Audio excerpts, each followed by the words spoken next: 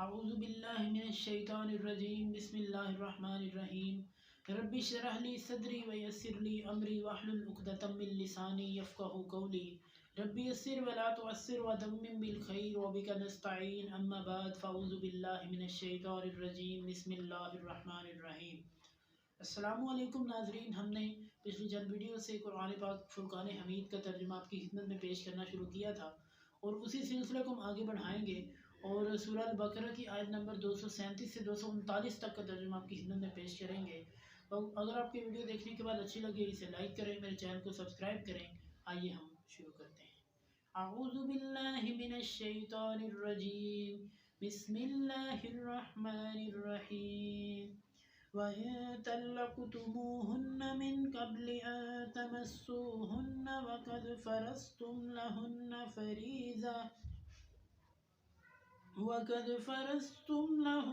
فَرِيضَةً فَنِصْفُ مَا فَرَضْتُمْ إِلَّا أَن يَعْفُونَ أَوْ يَعْفُوَ الَّذِي بِيَدِهِ عُقْدَةُ النِّكَاحِ وَأَن تَعْفُوا أَقْرَبُ لِلتَّقْوَىٰ وَلَا تَنسَوُا الْفَضْلَ بَيْنَكُمْ إِنَّ اللَّهَ بِمَا تَعْمَلُونَ بَصِيرٌ۔ حافظوا على الصلاة والصلاة الوسطى وقوموا لله قانتين فإن خفتم فرجالا أو ركبانا فإذا أمنتم فاذكروا الله كما علمكم ما لم تكونوا تعلمون۔ صدق اللہ العظیم۔ بسم اللہ الرحمن الرحیم۔ وَإِن طَلَّقْتُمُوهُنَّ، اور اگر تم ان کو طلاق دے دو، مِن قَبْلِ أَن تَمَسُّوهُنَّ، اس سے پہلے کہ تم نے ان کو چھوا ہے، یعنی طلاق کا جو ذکر ہے وہ آگے ابھی موجود ہے، یعنی کہ تم نے اپنی بیوی کو طلاق دے دی ہے چھوئے بغیر، یعنی اس کے ساتھ مباشرت کیے بغیر تم نے اپنی بیوی کو طلاق دے دی ہے۔ وَقَدْ فَرَضْتُمْ لَهُنَّ فَرِيضَةً، اور تم پر اسے جو حق مہر ہے وہ دینا فرض ہے۔ فَنِصْفُ مَا فَرَضْتُمْ، تو جو آدھا ہے جو تم پر فرض ہے وہ تم جو ہے وہ کیا کرو، وہ دے دو اور آدھا واپس لے لو، ٹھیک ہے۔ جو ایک مثال ہے، تم نے 10 لاکھ حق مہر دیا ہے تو 10 لاکھ میں سے 5 لاکھ لے لو اور 5 لاکھ اس کے پاس رہنے دو۔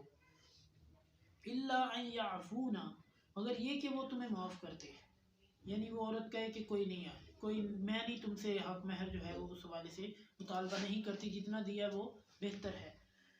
او یعفو الذی بیدہ عقدۃ النکاح، یا وہ شخص جس کے ہاتھ میں نکاح کی گرہ ہے، یعنی لڑکی کا باپ ہے یا اس کی ماں ہے جس کے ہاتھ میں نکاح کی گرہ، یا اس کا کوئی ولی ہے جو کہ نکاح کے موقع پہ ولی مقرر کیے جاتے ہیں، تو اس حوالے سے یہ کہ اگر وہ بھی معاف کر دے تو کوئی گناہ نہیں ہے۔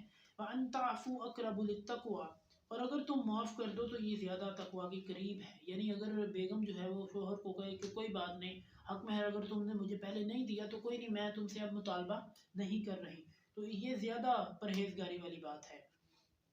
وَلَا تَنْسَوُا الْفَضْلَ بَيْنَكُمْ، اور آپس میں پیار محبت کو نہ بھولو، یعنی آپس میں پیار محبت سے گریز نہ کرو، یعنی کہ پیار محبت کرتے رہو، یعنی اس طرح کا رویہ رکھو کہ ایک جو ہے وہ دوسرے سے ہمیشہ خوش رہے۔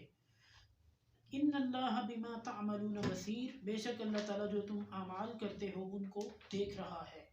حافظوا علی الصلاة والصلاة الوسطى، اپنی نمازوں کی حفاظت کرو، والصلاة الوسطى، اور درمیانی نمازوں کی۔ درمیانی نماز سے مراد اکثر احادیث میں عصر کی نماز ہے، ٹھیک ہے، اور کئی احادیث جو ہیں جن کی جو سند ہے وہ صحیح ہے، اس میں یہ روایت موجود ہے کہ عصر کی نماز جو ہے اس کی اسپیشلی حفاظت کرو۔ وَقُومُوا لِلَّهِ قَانِتِينَ، اور اللہ کے لیے فرما بردار ہو کر کھڑے ہو جاؤ، یعنی نماز میں عام طور پہ بندہ قیام کرتا ہے، اس حالت کو یہاں پہ بیان کیا گیا ہے۔ فَإِنْ خِفْتُمْ فَرِجَالًا أَوْ رُكْبَانًا، اگر تم خوف کی حالت میں ہو، خفتم کا مطلب ہے کہ اگر تم ڈرے ہوئے ہو، فَرِجَالًا، تو پھر چلتے چلتے پڑھ لو، یعنی رستے میں ہو تو کسی جگہ رک کے نماز پڑھ لو، او رکبانا، یا اگر گاڑی پہ ہو یا کسی سواری پہ ہو۔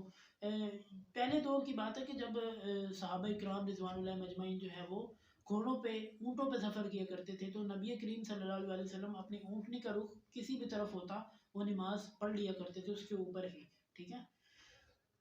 فَإِذَا أَمِنْتُمْ فَاذْكُرُوا اللَّهَ، پھر جب تم امن میں ہو جاؤ، امن کا مطلب یہ ہے کہ جب تمہیں جو ہے وہ جو خوف ہے وہ ٹل جائے تو اس کے بعد فَاذْكُرُوا اللَّهَ كَمَا عَلَّمَكُمْ، پھر اللہ تعالیٰ کو یاد کرو جیسا کہ اس نے تمہیں سکھایا ہے، یعنی اس طریقے سے، اس انداز سے، یعنی کہ جیسے کہ اس نے تمہیں سکھایا ہے۔ مَا لَمْ تَكُونُوا تَعْلَمُونَ، ایسا طریقہ جسے تم نہیں جانتے تھے۔ صدق اللہ العظیم۔ آپ کو یہ میری ویڈیو اچھی لگے گی اسے لائک کریں، میرے چینل کو سبسکرائب کریں۔ اگلی ویڈیو تک کے لیے اللہ نگہبان۔